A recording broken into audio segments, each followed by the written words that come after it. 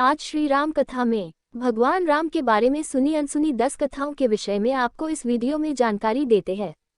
बोलो श्री राम जय जय राम। दोस्तों, भगवान विष्णु के अवतार श्री राम का नाम कौन नहीं जानता है।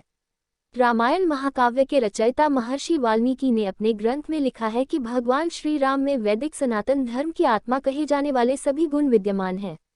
भगवान राम को पुरुषों में सबसे उत्तम पुरुष अर्थात मर्यादा पुरुषोत्तम भी कहा जाता है। आइए जानते हैं भगवान राम से जुड़े कुछ रोचक तथ्यों के बारे में। भगवान श्री राम का जीवन परिचय। त्रेतायुग में जन्मे भगवान श्री राम अयोध्या के महाराज दशरथ के सबसे बड़े पुत्र थे। लक्ष्मण, भरत, शत्रुघ्न राम के भाई थे। भगवान राम की मां कौशल्या थी और शेष सुमित्रा और कैई के पुत्र थे। भगवान राम का विवाह मिथिला नरेश राजा जनक की पुत्री सीता के साथ हुआ था। लक्ष्मण की पत्नी उर्मिला, शत्रुघ्न की पत्नी श्रुतकीर्ति और भरत की पत्नी मांडवी थी। विवाह के पश्चात भगवान राम को राजा दशरथ ने रानी कैई के कहने पर 14 वर्ष के लिए वनवास पर भेज दिया था, क्योंकि एक वचन के अनुसार कैकेयी राजा दशरथ से कुछ भी मांग सकती थी। तो रानी कैकेयी ने दासी मंदोदरी के उकसाने पर भरत को अयोध्या का राजा बनाने और राम को वनवास देने की इच्छा जताई और पिता की आज्ञा का पालन करके भगवान राम सीता और लक्ष्मण के साथ वन की ओर चले गए। भगवान श्री राम का महत्व। ब्रह्मा, विष्णु तथा महेश में से भगवान विष्णु ने संसार की भलाई के लिए कई अवतार लिए हैं। भगवान विष्णु द्वारा कुल 10 अवतार लिए गए, जिसमें से भगवान राम 7वें अवतार माने जाते हैं और यह अवतार भगवान विष्णु के सभी अवतारों में से सबसे ज्यादा पूजनीय माना जाता है। भगवान श्री राम के बारे में महर्षि वाल्मीकि द्वारा अनेक कथाएं लिखी गई हैं। वाल्मीकि के अलावा प्रसिद्ध महाकवि तुलसीदास ने भी श्री राम के महत्व को लोगों को समझाया है। भगवान राम ने कई ऐसे महान कार्य किए हैं जिसने हिंदू धर्म को एक गौरवमय इतिहास प्रदान किया है। भगवान विष्णु ने राम बनकर असुरों का संहार करने के लिए पृथ्वी पर जन्म लिया। भगवान श्री राम ने मात्र घटाव पितृ भक्ति के चलते अपने पिता राजा दशरथ के एक आदेश पर 14 वर्ष तक वनवास काटा। नैतिकता, वीरता, कर्तव्यपरायणता के जो उदाहरण भगवान राम ने प्रस्तुत किए वह बाद में मानव जीवन के लिए मार्गदर्शक बन गए। विज्ञापन। एक कुशल और प्रजा हितकारी राजा थे राम।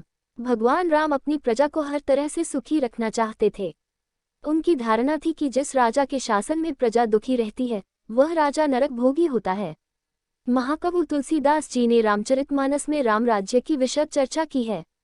माना जाता है कि अयोध्या में 11,000 वर्षों तक भगवान राम का दिव्य शासन रहा। आदिवासियों के भगवान श्री राम।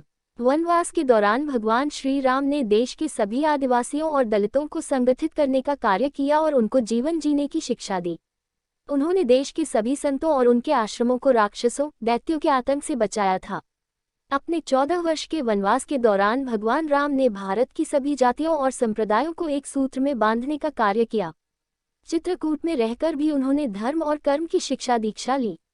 भगवान राम ने भारत भर में भ्रमण कर भारतीय आदिवासी, जनजाति, पहाड़ी और समुद्री लोगों के बीच सत्य, प्रेम, मर्यादा और सेवा का संदेश फैलाया और यही कारण था कि राम का जब रावण से युद्ध हुआ तो सभी तरह की अनार्य जातियों ने राम का साथ दिया। भगवान राम की वापसी। भगवान श्री राम कहते हैं कि पृथ्वी लोक एक ऐसा लोक है जहाँ जो भी आता है उसे एक दिन वापस लौटना ही होता है। ठीक इसी तरह श्री राम भी अपना मानवीय रूप त्याग कर अपने वास्तविक स्वरूप विष्णु का रूप धारण कर बैकुंठ धाम की ओर चले गए। भगवान राम के बारे में सुने अनसुने 10 किस्से। 1. वनवास के समय भगवान राम 27 साल के थे। 2. लव और कुश राम तथा सीता के 2 जुड़वा बेटे थे। 3. राम रावण युद्ध के समय इंद्र देवता ने भगवान श्री राम के लिए दिव्य रथ भेजा था। 4. भगवान श्री राम ने पृथ्वी पर 10,000 से भी अधिक वर्षों तक राज किया। 5. भगवान राम का जन्म चैत्र नवमी में हुआ था, जिसको भारतवर्ष में रामनवमी के रूप में मनाया जाता है। 6. भगवान राम ने रावण को मारने के बाद रावण के ही छोटे भाई विभीषण को लंका का राजा बना दिया था। 7. गौतम ऋषि ने अपनी पत्नी अहिल्या को पत्थर बनने का श्राप दिया था और इस श्राप से भगवान राम ने ही उन्हें मुक्ति दिलाई थी। 8. अरण्य नाम के एक राजा ने रावण को श्राप दिया था कि मेरे वंश से उत्पन्न युवक तेरी मृत्यु का कारण बनेगा और भगवान राम इन्हीं के वंश में जन्मे थे।